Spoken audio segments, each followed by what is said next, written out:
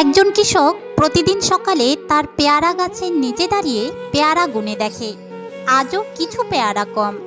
কৃষকের মনে সন্দেহ জাগে, কে নিচ্ছে আমার পেয়ারা। পরের দিন সে গাছের পাশেই চুপচাপ বসে থাকে। হঠাৎ সে দেখে একটা ছোট্ট কবুতর গাছ থেকে পেয়ারার টুকরে উড়ে নিয়ে যায়।